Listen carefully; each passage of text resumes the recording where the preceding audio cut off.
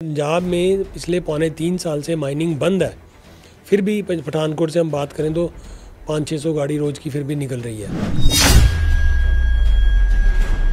सरकार का वो हसीन सपना कि हम 20,000 करोड़ रुपए इकट्ठा करेंगे, वो तो अब मुझे पूरा होता हुआ नज़र नहीं आ रहा।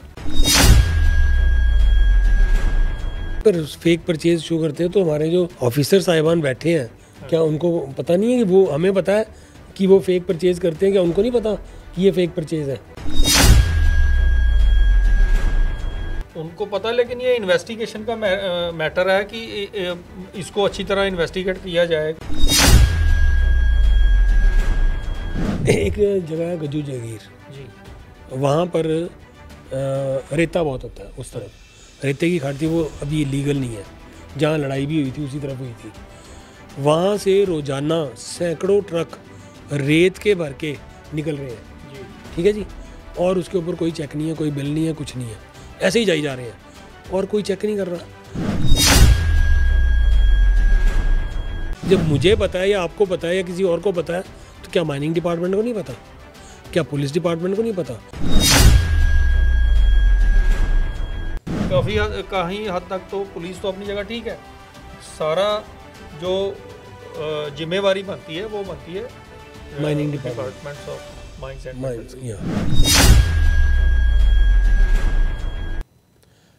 नमस्कार, माइनिंग अपडेट में आपका फिर से बहुत बहुत स्वागत है। मैं आज आपको मिलवाऊंगा वायरमेंटलिस्ट और माइनिंग पर पकड़ रखने वाले एक ऐसे व्यक्ति से जिसे आप पहले भी मिल चुके हो, सुरेंद्र मिन्हास जी से। हम उनसे जानेंगे कि ये जो पंजाब में पिछले 3.25 साल से माइनिंग बंद है, फिर भी पठानकोट से हम बात करें तो 500-600 गाड़ी रोज़ की फिर भी निकल रही है, तो ये माल कहाँ से आता है, कैसे आता है, कैसे इसकी परचेज डाली जाती है, कैसे इतना स्टॉक किसी के पास पड़ा है कि पिछले 2.5-3 साल से वो स्टॉक ख़त्म ही नहीं हो रहा। और इसके बारे में हम जानेंगे विस्तार से। सुरेंद्र मिन्हास जी, आपका बहुत बहुत स्वागत है। धन्यवाद अनिल जी। मिन्हास जी, जैसा कि आप जानते हो कि पंजाब में माइनिंग काफ़ी समय से बंद है और सरकार का वो हसीन सपना कि हम 20,000 करोड़ रुपए इकट्ठा करेंगे, वो तो अब मुझे पूरा होता हुआ नज़र नहीं आ रहा। मुझे ये बताइए कि जो पठानकोट से फिर भी माइनिंग बंद होने के बावजूद भी काफ़ी सारी गाड़ियाँ रोज़ की निकलती हैं, ये अपनी परचेज़ को कैसे एडजस्ट करते होंगे, इसके बारे में थोड़ा सा विस्तार से बताइए।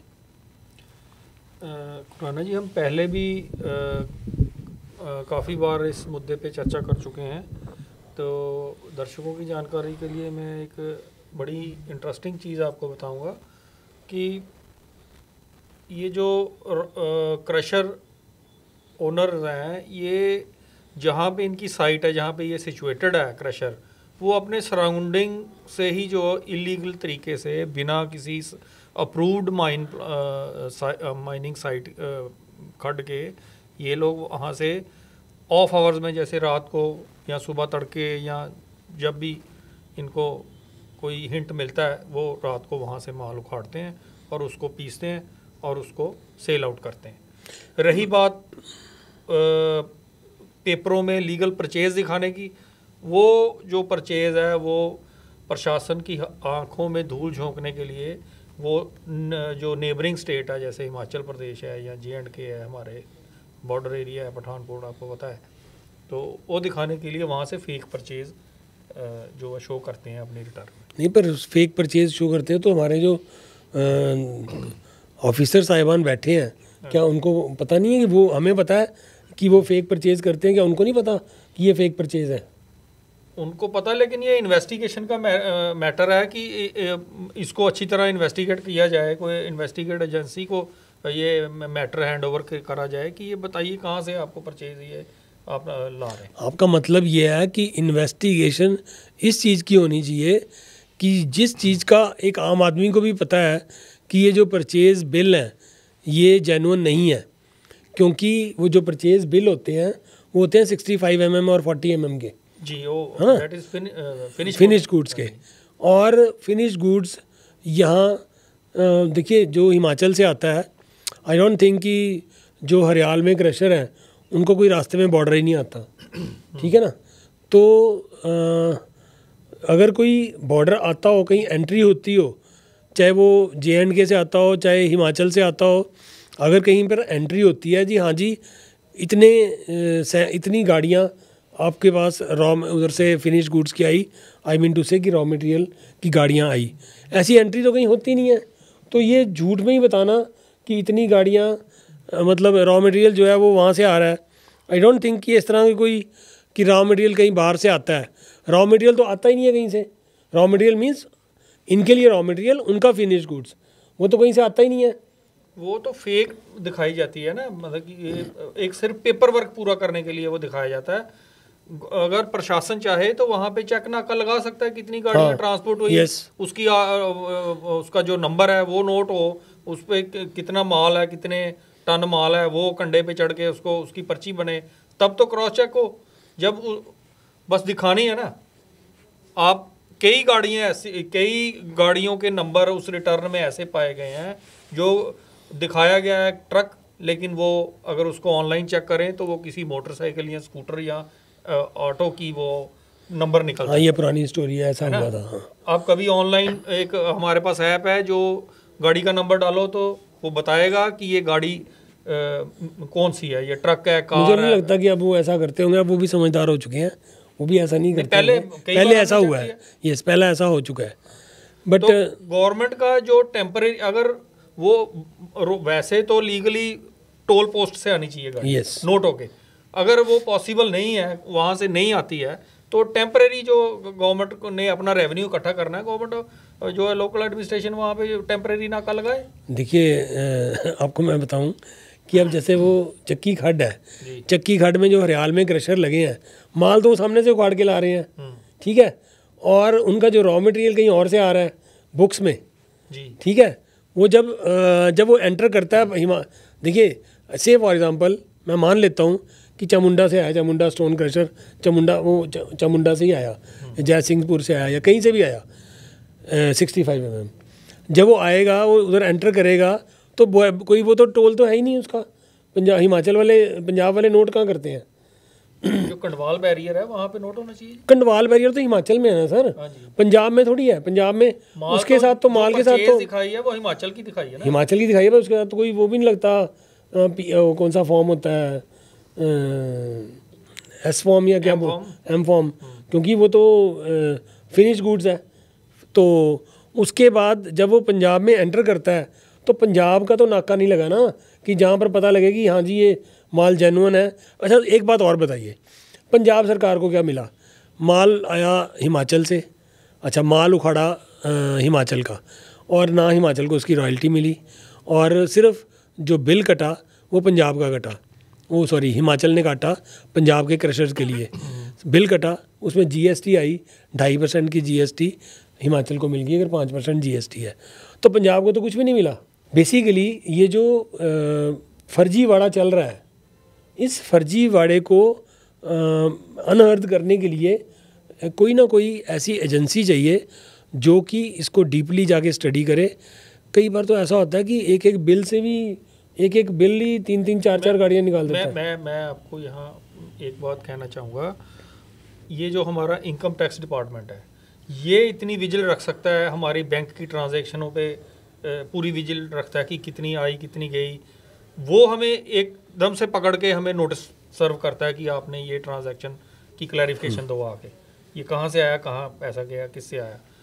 तो उसी तरह ये माइनिंग की रिटर्न है, इस पे ये डिपार्टमेंट एक इतना बड़ा बिठा रखा है, करोड़ों रुपया गवर्नमेंट का खर्चा है। इनकी ड्यूटी बनती है कि अगर कोई फेक पेपर फर्निश कर रहा है, अपनी फेक परचेज दिखा रहा है, गवर्नमेंट को चूना लगा रहा है, तो जो स्टेट रेवेन्यू का लॉस हो रहा है उसको सेव करने के लिए एक डिपार्टमेंट इतना बड़ा क्रिएट किया हुआ है गवर्नमेंट ऑफ पंजाब ने या सेंट्रल गवर्नमेंट ने, तो वो कहाँ बैठे हुए हैं, उनकी कोई ड्यूटी नहीं। देखिए ना पंजाब में जो इलीगल माइनिंग होती है, बिल लग जाता है हिमाचल का, माल उन्होंने उखाड़ा पंजाब से, पंजाब को तो माइनिंग मिली नहीं, जो 6 रुपये मिलनी थी वो माइनिंग भी नहीं मिली। और जो GST था वो GST तो मेजरली तो खा गई पंजाब स्टेट, हिमाचल स्टेट 2.5% उसमें से लेके अब वो थोड़ा सा शेयर आएगा, सिर्फ थोड़ा सा शेयर जीएसटी का 2.5%, वो जो उसके ऊपर माल बिकेगा, बिल्कुल मामूली सा। और मेजर जो लॉस हो गया वो तो हो गया ना, ये ना माइनिंग मिली हिमाचल को। देखो अनिल जी, ये तो बात आप कर रहे हो सिर्फ पेपर वर्क की, हाँ है ना। जो एनवायरमेंटल का लॉस जो Yes. हमारे कर रहे हैं, ये जो क्रशर ओनर्स अपने सराउंडिंग से बिना लीगल Source के। खड के, बिना लीगल सोर्स के, उसका कौन माँ बाप है, उसको कौन पूछेगा। ये तो आप बात कर रहे हैं सिर्फ पेपर वर्क की, कि जो पेपर वर्क सिर्फ। एक बात मैं नाज जी और मैं पूछूंगा कि ये लोग जो शो करते हैं, ये कहते हैं जी, देखिए 3 तरह से ये जो परचेज बिल शो किए जाते हैं। जी। एक तो आ गया हिमाचल सरकार का, कि हिमाचल या जे.एंड.के से, जे.एंड.के से तो मेरे ख्याल अभी बंद है, हिमाचल से जे.एंड.के की से पहले बहुत माल आया माल आया, इलीगल तरीके हाँ। से। अभी वहाँ पे जो इंक्वायरी चल रही है, अच्छा तो इसलिए वो बंद है। वो थोड़े अलर्ट हो गए हैं तो उन्होंने बंद कर दिया। अच्छा, अब रह गया हिमाचल। हिमाचल से माल आ रहा है, माल नहीं आ रहा, बिल आ रहे हैं। माल तो नहीं आ रहा, बिल आ रहे हैं। और यह आ रहा है वो डीसिल्टिंग का माल, जिसको कि वो रिटर्न शो करने के लिए, रिटर्न में दिखाने के लिए डीसिल्टिंग का माल जो है वो डैम से उठा रहे हैं। डीसिल्टिंग का माल भी जो है बिना ईसी के जो है उसकी कमर्शियल यूज़ नहीं हो सकता, यूज़ उसका नहीं हो सकता। बट फिर भी धड़ाधड़ वो आ रहा है। हाँ जी, ये सारा जो माइनिंग ऑफिशियल्स हैं उनको सब पता है, फिर भी वो उन्होंने उसकी जो है सेल आउट कर दिया उसको। बेसिकली ये जो डीसिल्टिंग का माल होता है, ये क्रश करने के लिए नहीं होता, ये अपनी कोई जो उसके एक्टिविटीज रिवर है, के बैंक हैं उनको एम्बेडेड करने के लिए, उनको या strengthen फिर करने के लिए या फिर रोड्स में डालने के लिए, गांव की रोड्स हैं, मतलब या बेसिकली गवर्नमेंट गवर्नमेंट वर्क्स के अंदर हाँ जी, यूज़ करने के लिए। पर्सनल प्रोजेक्ट पे इसको यूज़ कर सकती है। हाँ, तो इसकी गवर्नमेंट, कमर्शियल सेल नहीं हो सकती। ओके, बट ये भी एक सोर्स है कि हमने जी डीसिल्टिंग का माल लेके वो पीस रहे हैं हम, और वो भी इतनी दूर से लाकर। और एक तरफ तो माइनिंग पॉलिसी पंजाब की ये कहती है कि 25 किलोमीटर दूर से माल दूर नहीं होना चाहिए, जो लीगल सोर्स है, हाँ जी, बकायदा नोटिफिकेशन है इसकी, बट वो भी ताक पे रखी जाती है। ताक पे कौन रखता है? डिपार्टमेंट। तो डिपार्टमेंट कैसे करेगा? कुछ ना कुछ तो घोला माला है ना, जो डिपार्टमेंट ये सब कुछ ताक पे रख देता है।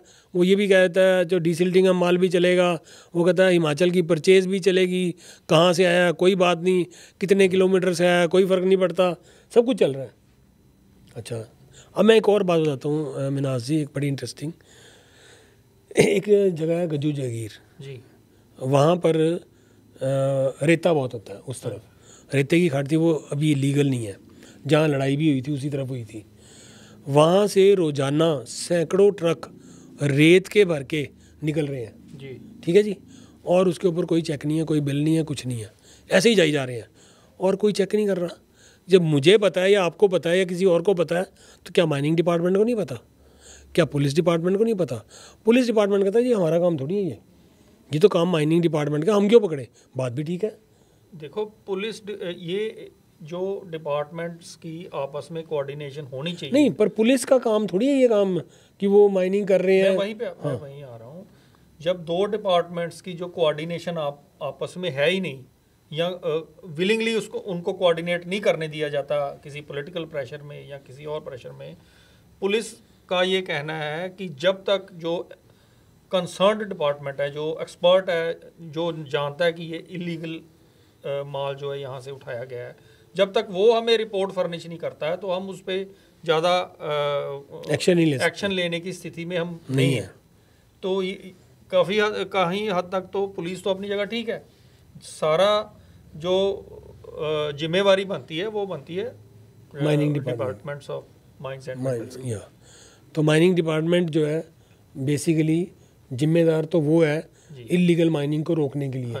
क्योंकि अगर मान लो पुलिस ने कहीं इलीगल माइनिंग का पर्चा भी देना हो, तो जब तक अगर डिपार्टमेंट लिख के ना दे तब तक वो उसके ऊपर पूरी तरह माइनिंग डिपार्टमेंट पे जो निर्भर है। अच्छा, मैंने ये बात पहले भी डिस्कस की थी कि पंजाब स्टेट एक ऐसी स्टेट है जहाँ पर कि अगर आपका माल ख़त्म हो जाए, माल मीन्स रॉ मटेरियल ख़त्म हो जाए, तो आपका पोर्टल बंद नहीं होता जी।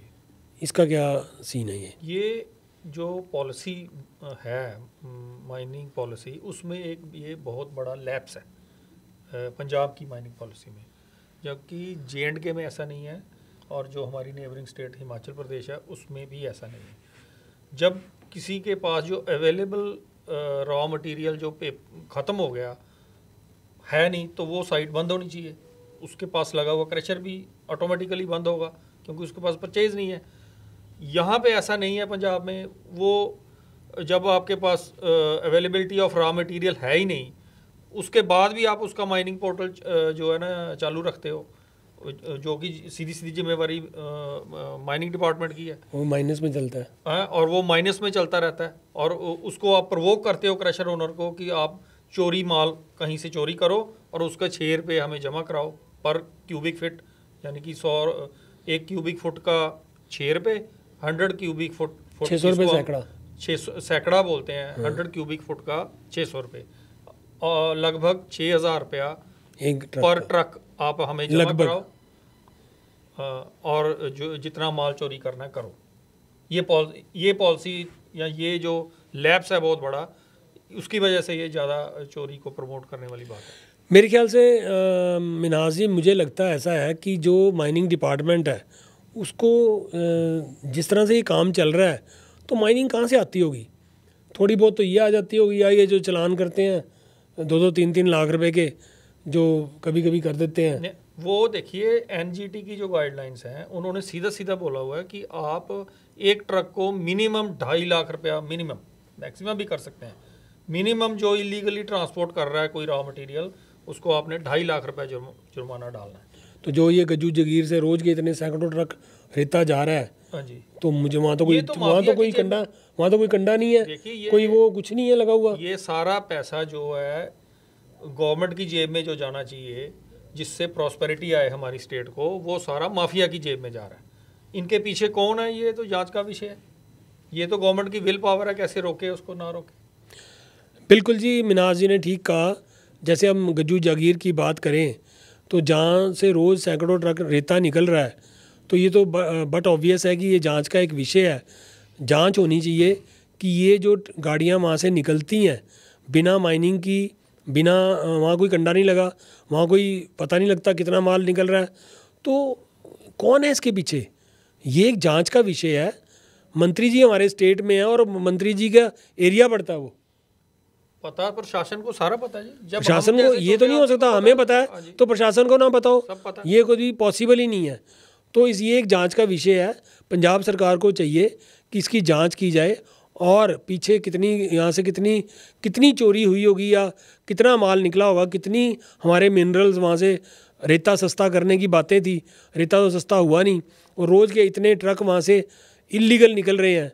इसके ऊपर एक लगाम लगनी चाहिए और पंजाब सरकार को, जिससे कि कोई एनवायरनमेंट का लॉस हो रहा है, जो बेड़ा गर्क हो रहा है, ग्लोबल वार्मिंग हो रही है, ये तो हम उस पे तक तो पहुंचेंगे नहीं। मिनासी, अगर ये लीगल होता तो किसी हद तक वो वहाँ पर माइनिंग हो सकती थी। अब तो इलीगल है, जितनी मर्जी कर लो। हाँ जी, हाँ जी। और वहाँ पर एक पुल डाला गया था, अगर आपको याद हो, पाइपों का, आज टेम्परेरी, वो भी मेरे ख्याल से शायद पुलिस ने हटाया या सरकार ने हटवाया था, ताकि इधर से लाया जाए, पर वहाँ भी फिर भी रास्ता बना के फिर वहाँ से ट्रक निकल रहे हैं और धड़ाधड़ ट्रक रोज जा रहे हैं। तो हमारी प्रशासन से, हमारी पंजाब सरकार से, अपने AMI न्यूज़ की तरफ से हम ये रिक्वेस्ट करते हैं कि इसके ऊपर छानबीन की जाए और देखा जाए कि कितनी सच्चाई है जो हमने बातें आपको बताई हैं, और उसमें दूध का दूध, पानी का पानी हो जाएगा जब इसकी इंक्वायरी होगी। ठीक है। इसकी एक बात मैं कहना चाहूँगा कि इसकी इंक्वायरी को CBI लेवल की जो एजेंसी है वो करे। जो फेक इन्होंने जो फर्में बनाई हैं, जिनके नाम पे बिल काट के जो रॉ मटेरियल इधर का उधर ट्रांसपोर्ट दिखाते हैं, तो सारा जांच का विषय, इसकी भी जांच होनी चाहिए। नहीं, पर पंजाब सरकार क्यों CBI से करवाएगी? पंजाब सरकार सक्षम है, अपनी विजिलेंस से करवाए या किसी से भी करवाए, जांच प्रॉपर होनी चाहिए, जांच जो है वो ठीक तरह से होनी चाहिए, तो सब सामने आ जाएगा। Thank you very much Minaz ji. अपने नेक्स्ट अपडेट के साथ हम बहुत शीघ्र ही आपके पास हाजिर होंगे। Thank you very much. एक बात और, प्लीज़ हमारे इस चैनल को सब्सक्राइब जरूर कीजिए और लाइक जरूर कीजिए और शेयर कीजिए। Thanks a lot. क्या आप भी माँ बाप बनने का सपना देख रहे हैं, लेकिन इस रास्ते में चुनौतियाँ आ रही हैं? हम समझते हैं। आपकी परेशानियां और आपकी चाहत एक खुशहाल परिवार की। डॉक्टर प्रगति IVF सेंटर, यहाँ हम आपको भरोसा देते हैं एक खुशहाल परिवार का। हमारे IVF एक्सपर्ट डॉक्टर प्रगति शर्मा, जिन्होंने अपने 15 वर्ष के बेहतरीन तजुर्बे से कई दंपतियों को संतान का सुख देने में सहायता की है। हम अपने IVF सेंटर में मरीजों का इलाज उच्च तकनीकों के साथ करते हैं। तो अगर आप भी परिवार बढ़ाने की सोच रहे हैं तो डॉक्टर प्रगति IVF सेंटर में आज ही आएं और अपने सपनों को नई उड़ान दें। आज ही कॉल करें और अपनी अपॉइंटमेंट बुक करें। डॉक्टर प्रगति IVF सेंटर, सियाली रोड, पठानकोट।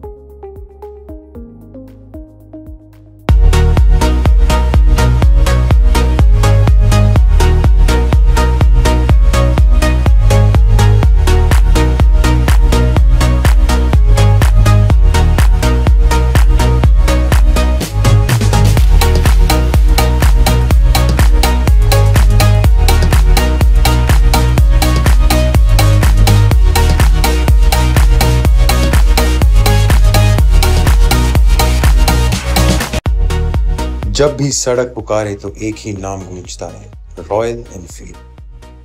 और पठानकोट में आपका सबसे भरोसेमंद ठिकाना है Kashmir Sales corporation.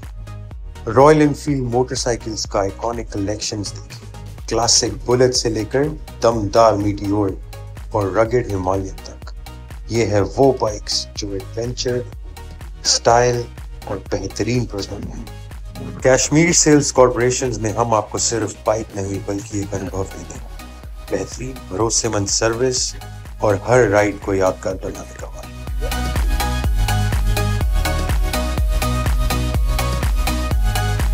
Say goodbye to car repair worries. Marshall Sales Corporation Multi-Brand Service Masters offers a cutting-edge car experience backed by 34 years of expertise, experienced and trained technicians, state-of-the-art infrastructure surpassing many company dealerships. The expertise across multiple brands and customer satisfaction is guaranteed. Experience the best-in-class car repair. Visit Marshall Sales Corporation located at Defence Road, Pangoli Chowk, Pathankot and discover a hassle-free car maintenance experience. Contact 9878787878 and book your car service now.